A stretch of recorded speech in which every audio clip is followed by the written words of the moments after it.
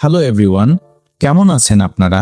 কোর্সে আপনারা কিভাবে নতুন নিয়মে অ্যাকাউন্ট খুলবেন ফুল ভেরিফিকেশন সহ একদম স্টেপ বাই স্টেপ আজকের ভিডিওতে আমি আপনাদের দেখিয়ে দিব।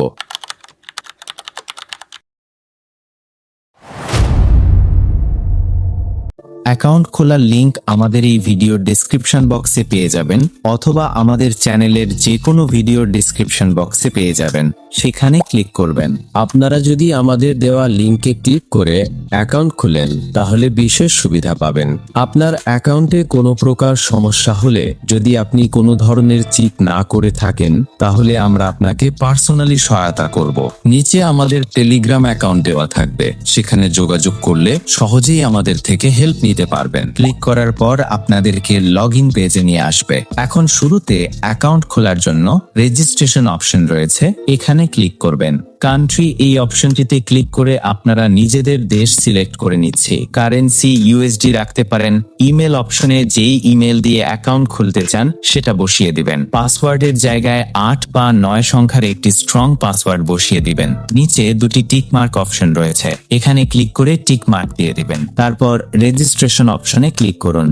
অ্যাকাউন্ট খোলা সম্পূর্ণ হয়ে গেলে আপনাকে অ্যাকাউন্ট ভেরিফাই করতে হবে। প্রোফাইল অপশনে যান এবং দেখুন আপনার অ্যাকাউন্ট এখনো ভেরিফাই হয়নি। ভেরিফাইয়ের আগে ইমেল ভেরিফাই করতে হবে, তাই এই অপশনে ক্লিক করুন। আপনার ইমেলে একটি মেল পাঠানো হবে, মেলটি ওপেন করে কনফার্ম দ্য ইমেল অপশনে ক্লিক করলেই ইমেল ভেরিফাই হয়ে যাবে। এরপরে নিকনেমের জায়গায় আপনি যে কোনো নাম দিতে পারেন, যেমন কিং।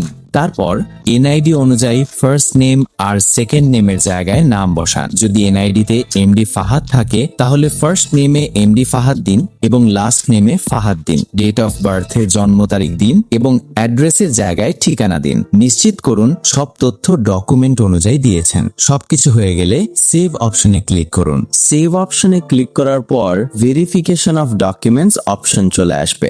নিচে আপলোড ডকুমেন্টস অপশনে ক্লিক করবেন। তার পূর্বে অবশ্যই আপনি একটু নিচে চলে আসবেন। এখান থেকে টাইম জোন UTC+60 এটি সিলেক্ট করে নেবেন। এটি হচ্ছে বাংলাদেশের টাইম জোন। একটি ডিসক্লেমার, আপনি যদি 18 বছরের বেশি বয়সী না হন তাহলে ট্রেডিং করা ঠিক নয়, কারণ এটি খুবই ঝুঁকিপূর্ণ। তারপর আমরা আপলোড ডকুমেন্টস অপশনে ক্লিক করব।